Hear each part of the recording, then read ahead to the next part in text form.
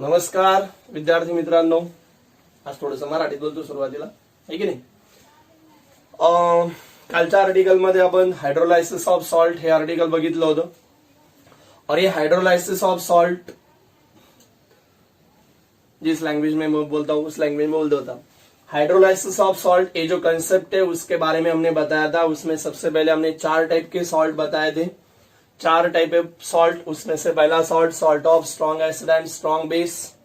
दूसरा सॉल्ट था salt of strong acid and weak base. Third number का salt था salt of strong base and weak acid. और fourth number का type का सॉल्ट मैंने बताया था salt of weak acid and weak base.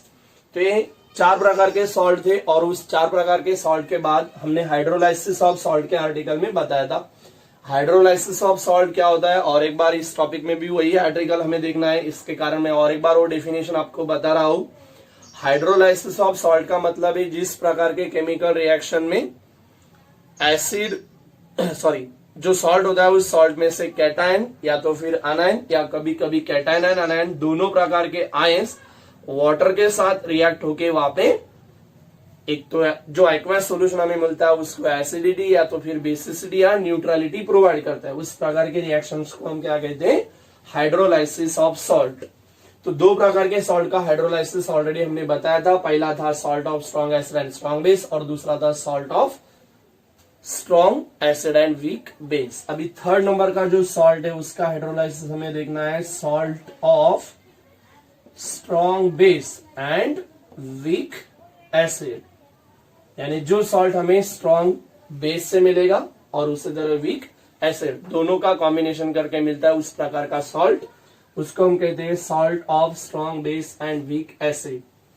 तो एक एग्जांपल्स उसके लिए और एक बार हम कंसिडर करते हैं CH3COONA. ए एग्जांपल हम उसके लिए कंसिडर कर रहे हैं. इस एग्जांपल का ऑब्जर्वेशन अगर हम करते हैं तो इस एग्जांपल में जो सोडियम एसिड इसका नाम है उसको हम वाटर में डिसॉल्व करेंगे H2O. आपको और एक बार पता है H2O को मैंने HOH लिखा है. तो इस CH3CO और इसका H कंबाइन होके क्या मिलेगा CH3COOH. और उसके बाद Na और वाटर का OH सपोज कंबाइन होने के बाद मिलेगा NaOH. आ रहा है समझ में.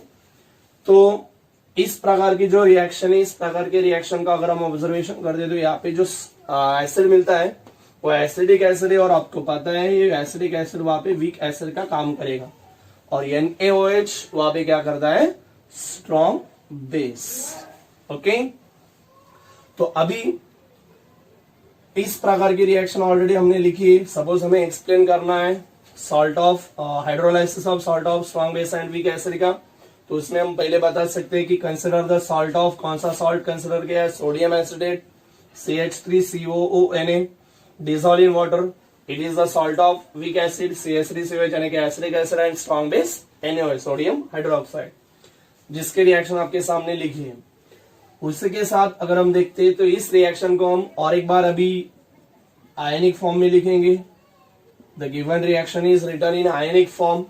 तो आयनिक फॉर्म में सॉल्ट को अगर हम आयोनाइज करते तो आपको पता होगा CH3CO minus plus Na plus.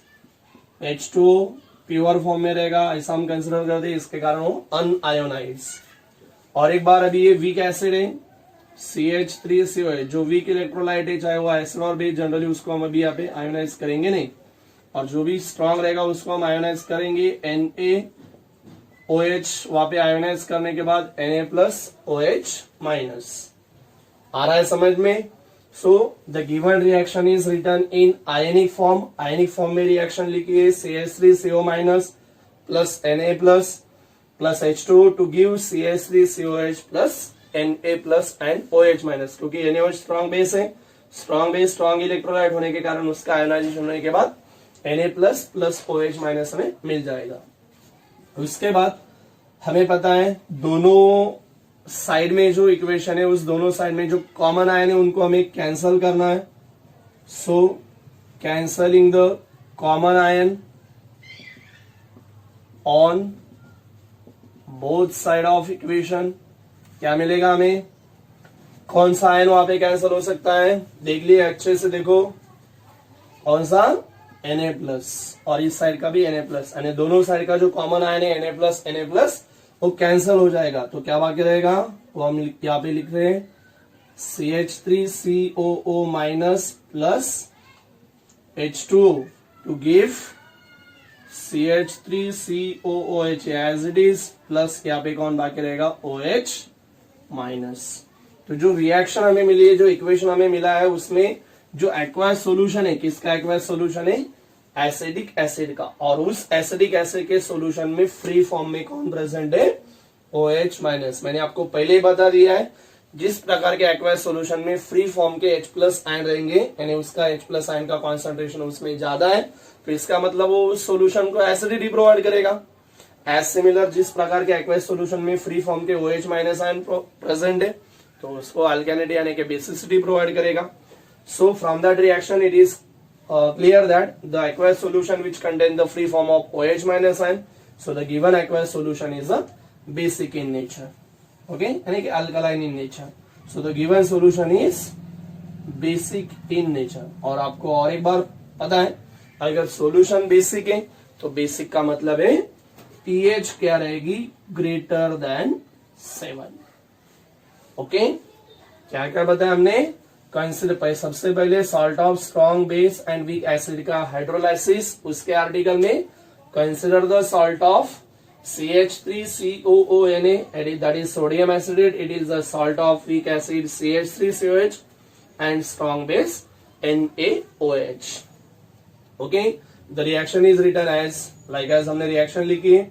इसके बाद हमने बताया the given reaction is written in ionic form, ऊपर की रिएक्शन हमने आयन के फॉर्म में लिखी है, जो आयन के फॉर्म की रिएक्शन है वो आपके सामने लिखी है।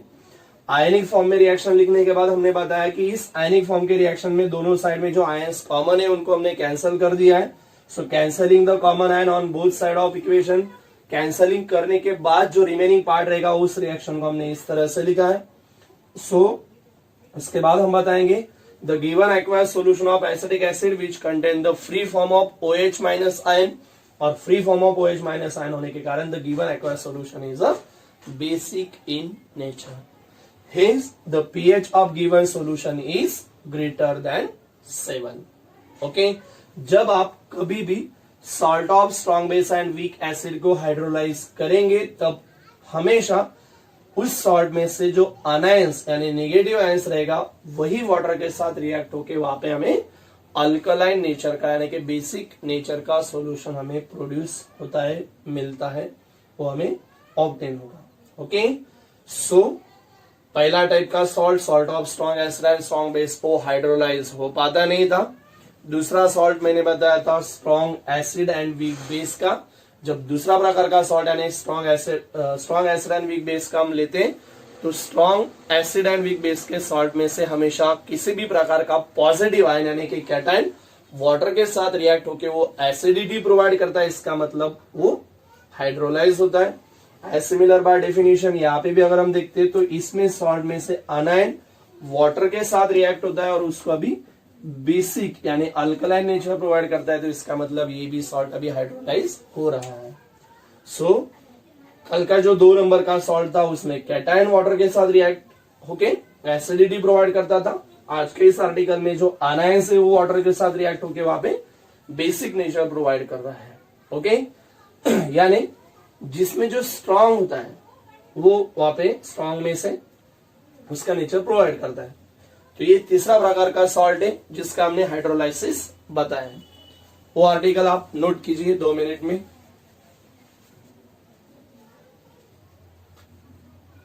ओके, कर लिया नोट।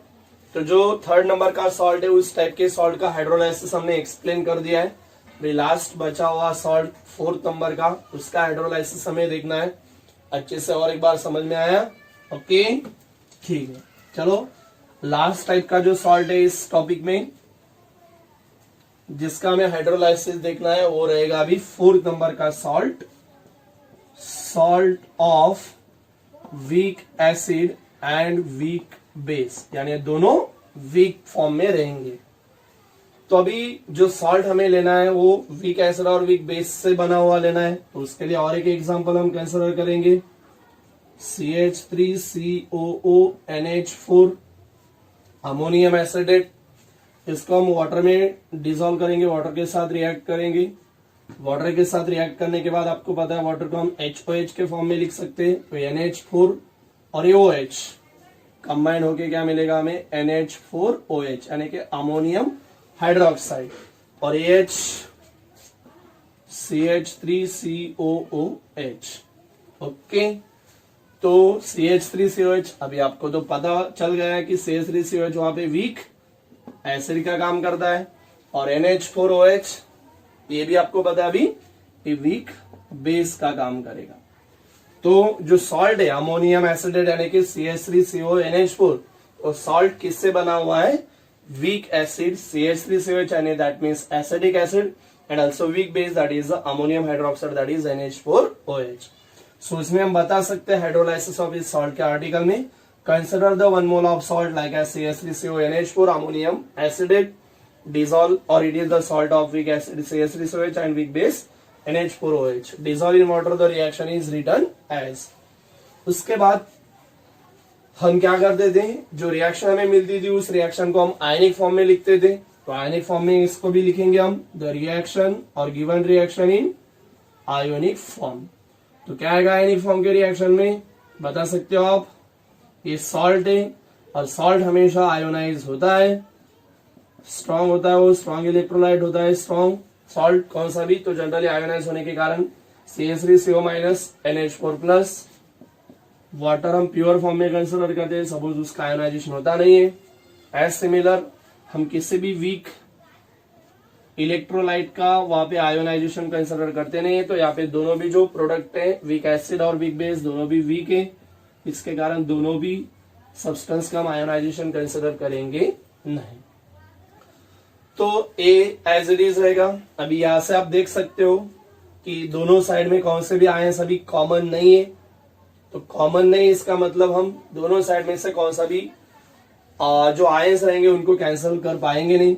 सो अगर हम लिखते भी है कैंसलिंग द कॉमन आयन, तो इक्वेशन वैसे ही मिलेगा हमें एज सिमिलर। क्या मिलेगा, CH3CO- plus NH4 plus water, उसके बाद CH3COOH प्लस NH4OH। तो अभी इस सॉल्यूशन का आप ऑब्जर्वेशन कर रहे हो, तो ऑब्जर्वेशन में आपको समझ में आएगा कि इस प्रकार का जो एक्वायस सॉल्यूशन हमें दोनों का कॉम्बिनेशन में मिला है, उसमें ना तो ही फ्री फॉर्म में H+ आयन है, ना तो ही फ्री फॉर्म में OH- आयन है। दोनों प्रकार के आयंस इसमें प्रेजेंट नहीं है। तो इसका मतलब है ये एसिडिक भी नहीं है और बेसिक भी नहीं। इसका मतलब ये सॉल्यूशन वहां पे न्यूट्रल है। Okay, so the solution is neutral. और आपको पता है न्यूट्रल सॉल्यूशन की पीएच हमेशा कितनी होती है, 7। ओके, तो जो लास्ट टाइप का सॉल्ट है उसमें हम और एक बार एक्सप्लेन कर रहे हैं, salt of weak acid and weak base. तो consider the salt of 1 mole of salt CH3CONH4, it is the salt of weak acid, acidic acid and weak base NH4OH ammonium hydroxide. Dissolve in water, reaction is written as, the given reaction is written in ionic form. ionic form के reaction आपके सामने लिखिए, यहाँ पे बता सकते हैं हम कैंसलिंग द, लिखने की कुछ रिक्वायरमेंट नहीं है, लिख सकते हो आप cancelling the common ion, then reaction as it is है, क्योंकि आयन वहां पे कॉमन नहीं है और कैंसिल भी हो पाते नहीं, इसके कारण रिएक्शन हमें एज इट इज मिलेगा। और वो एज इट इज रिएक्शन मिलने के बाद वहां पे हम बता सकते हैं from that reaction it is clear that in the given solution there is no free form of H+ और OH- ion, hence the given aqueous solution has neutral nature और इट इज न्यूट्रल। और बाद में बता सकते हैं hence the given solution is as pH is exactly 7. Okay, so pH of solution is 7. तो जो 4th नंबर का सॉल्ट था उसका हाइड्रोलाइसिस हमने अभी एक्सप्लेन किया है। तो अभी मैं आशा करता हूं कि जो हाइड्रोलाइसिस ऑफ सॉल्ट का आर्टिकल है वो आपको अच्छे से समझ में आया होगा। कल के लास्ट आर्टिकल में यानी कि कल के लेक्चर में हमने 2 प्रकार के सॉल्ट का हाइड्रोलाइसिस ऑब्जर्वेशन किया था और आज के आर्टिकल में और बाकी के रिमेनिंग 2 सॉल्ट का हाइड्रोलाइसिस हमने एक्सप्लेन किया है। तो इसमें से आपको एक कंसेप्ट समझ में आई कि पहला जो सॉल्ट था salt of strong acid and strong base, वो हाइड्रोलाइज कर पाता नहीं है। दूसरा सॉल्ट, तीसरा और फोर्थ नंबर, तीनों सॉल्ट, एक तो उसमें से कैटायन या तो फिर अनायन या तो फिर बोथ कैटायन एंड अनायन वाटर के साथ रिएक्ट होते हैं और रिएक्ट होने के बाद वो एक तो एसिडिटी या तो फिर बेसिसिटी या तो फिर इस प्रकार की न्यूट्रलिटी प्रोवाइड करते हैं। उस प्रकार के रिएक्शन को हाइड्रोलाइसिस ऑफ सॉल्ट हम कहते हैं। तो जो हाइड्रोलाइसिस ऑफ सॉल्ट का आर्टिकल है, ये आर्टिकल यहाँ पे खत्म होता है। ओके, आपको अगर कोई दिक्कत है तो आप और एक बार मुझे पूछ सकते हो। ठीक है, तो ये आर्टिकल हम यहाँ पे खत्म करते हैं, बाकी का आर्टिकल हम आगे के लेक्चर में देखेंगे। नमस्ते।